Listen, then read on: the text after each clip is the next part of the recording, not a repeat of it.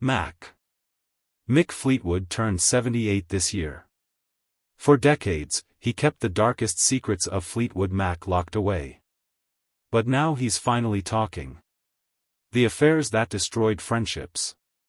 The cocaine that cost him $60 million. The betrayal that made Stevie Nicks ban someone from the studio. In March 2025, something happened that shocked everyone. Mick and Lindsey Buckingham were back in the studio together. What they discussed wasn't just music. It was the truth about what really tore the band apart and why Stevie might never forgive him.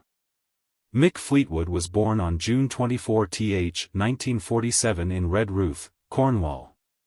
His father was a Royal Air Force wing commander, which meant Mick was raised in a world shaped by constant movement and military discipline. Even though he was born in peaceful England, his early years were anything but quiet. Just 2 years after World War II, Britain was still recovering and Mick's family was always being transferred. By the time Mick was 4, the family had moved to Egypt. For the next 6 years, they lived through events like the Egyptian Revolution in 1952 and the Suez Crisis in 1956. Mick lived the culture every day. He picked up the sounds, the rhythm, and the atmosphere of a land completely different from England. These years gave him an unconscious connection to non-Western music, especially percussion. Long before he became a drummer, he had already internalized the complex beats and layered sounds of Egyptian street music. That influence would quietly resurface years later in the way he played. After Egypt, his family relocated again, this time to Norway. Mick was around 10 years old. His father had been assigned there through NATO. Mick enrolled in local schools and learned to speak fluent Norwegian. Though he later forgot the language, his full immersion shaped how adapted to new environments. Norway's long winters and dramatic light patterns added something else to his view of the world. He began to understand mood and space in a different way. That understanding later came through in his music, especially in how he created atmosphere with rhythm. The isolation of Norway also made him more self-reliant and gave him a comfort with silence that most kids never learn. School, however, was a struggle. Mick had severe dyslexia and it left him frustrated and misunderstood. He failed tests even though he was clearly bright and creative. Teachers were often confused. He knew the answers but couldn't memorize anything in the traditional way. He once broke down crying under a tree, asking God to get him out of that place. At 13, his parents gave him a drum kit, a small set made by Gigster. That gift changed everything. He taught himself to play in the attic, practicing to Everly Brothers and Cliff Richard records. With no formal training, Mick developed a natural instinctive approach. What started as therapy became a calling. Creativity ran through his family. His father wrote poetry and played drums for fun. His sister Susan became an actress and his other sister Sally explored sculpture. Mick was part of that same creative stream. When he was 12, he built a fake nightclub in a barn behind their house in Gloucester. He called it Club Keller. He set up lights, made a stage, and imagined it full of people. Years later, he opened a real venue in Maui called Fleetwood's on Front Street. And he traced the idea directly back to that barn. That childhood fantasy wasn't just pretend. It was Avis Ion. He already understood that music was about creating a world people could step into.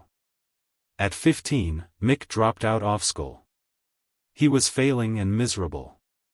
His family surprisingly supported the decision. They believed in him, especially after seeing how he'd connected with music. They bought him a better drum kit and he moved to London to chase the dream.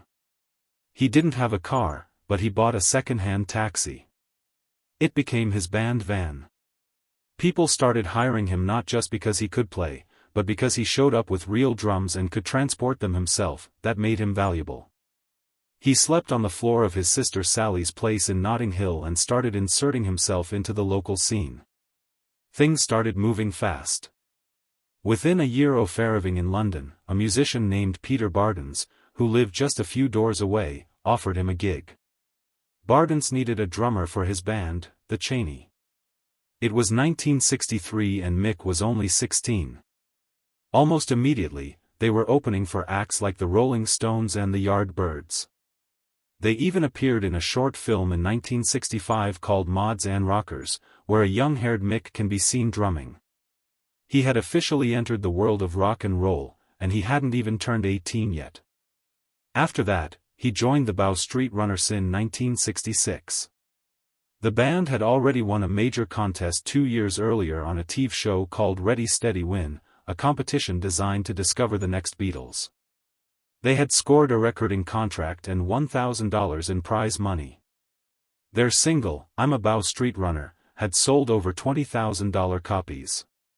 When Mick joined, they were still riding that success. But bad luck struck when they released a promising follow-up single that was expected to climb the charts. A workers' strike at the record pressing plant meant only a small number of copies were made. The song stalled and the momentum faded. For Mick, though, it was another step forward. Then came the turning point. In April 1967, he got a chance to audition for John Mayall and the Blues Breakers. The band was the heart of Britain's blues scene, and it was a huge opportunity. Mick was terrified during the audition, but he landed the job. He was now playing with top-tier musicians, including bassist John McVie. The two became close. But the good times didn't last.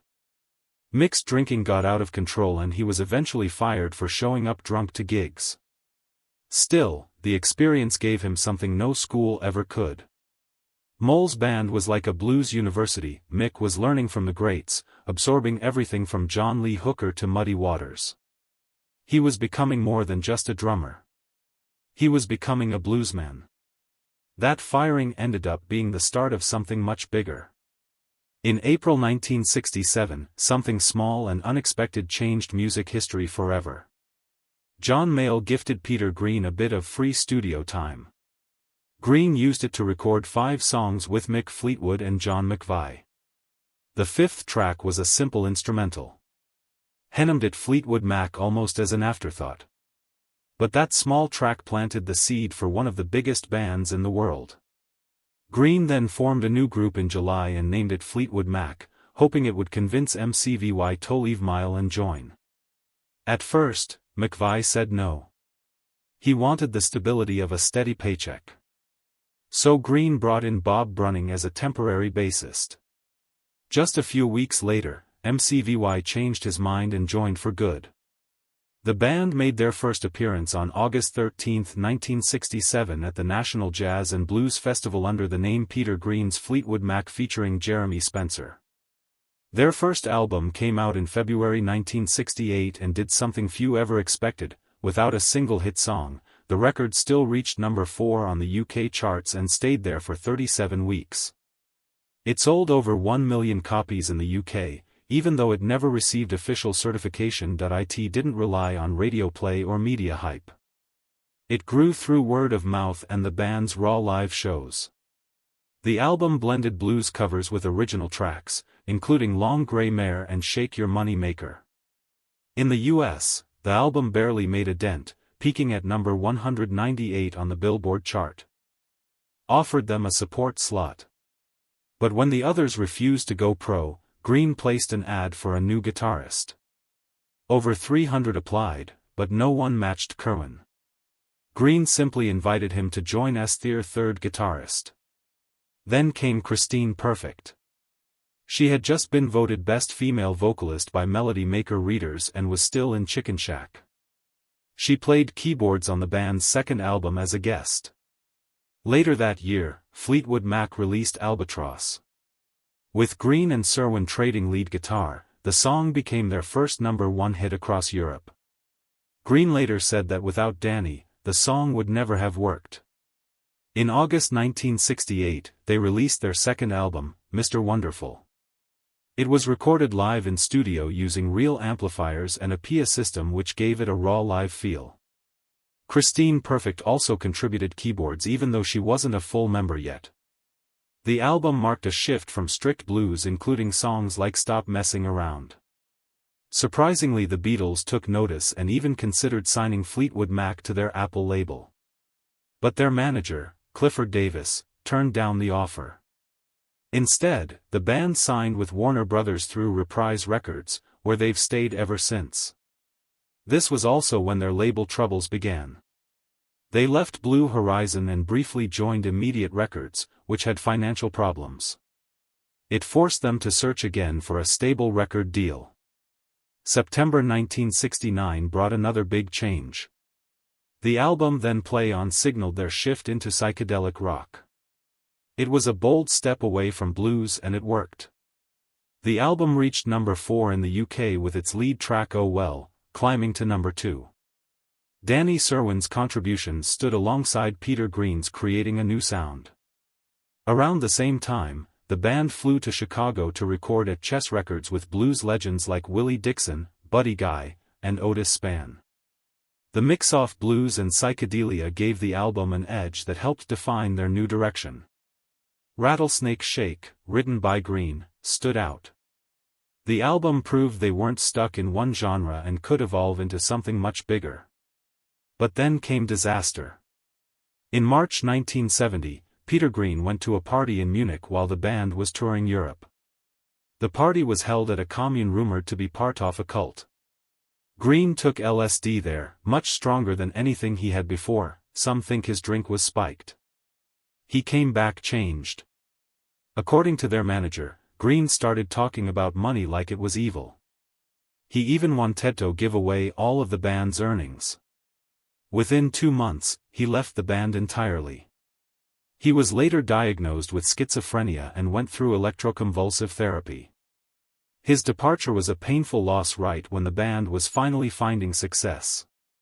In August 1970, just 10 days before their US tour, Christine McVie officially joined the band.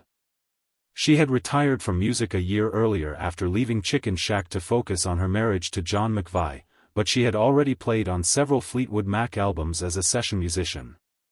On the Kiln House album, she contributed vocals, keyboards, and even drew the cover art. The album came out in September and marked a turning point. With Christine in the band, they began to move toward a more melodic, mainstream sound. Her presence helped fill the gap left by Peter Green, both musically and emotionally. She later remembered that all it took was one casual question.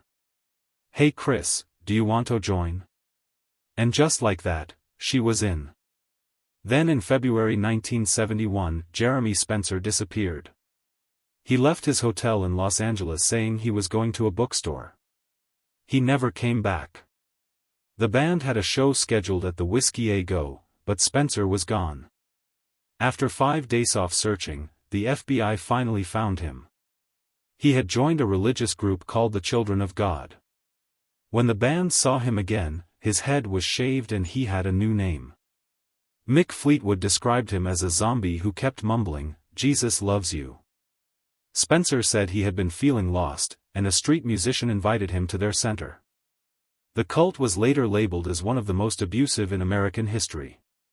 Bob Welch was brought in to replace him. Despite losing 2 founding members, Fleetwood Mac kept moving. In September 1971, they released Future Games, their 5th album. It sounded completely different. The blues was gone. Instead, they embraced melodic rock and vocal harmonies. This new direction didn't chart in the UK, but found an audience in America. The single Dragonfly introduced their evolving sound. By the end of the year, CBS released their first greatest hits album in Europe. The new version of the band, now led by Welch and Christine McVie, began building the foundation for future success. In 1972, they released Bare Trees, which featured Welch's Sentimental Lady and Christine's Spare Me a Little of Your Love. Both songs became fan favorites in their live shows. Future Games was a quiet pivot, but it reshaped their path forever. The album introduced Bob Welch, who brought an R&B and jazz background that made the band sound softer and more polished. It also marked the first full album with Christine McVie as an official member. It peaked at number 91 on the US Billboard chart and eventually went gold in 2000 with over 500,000 copies sold. But that same year, Danny Kirwan hit a wall. He had been with the band since he was 18, writing and recording non-stop. By 1972,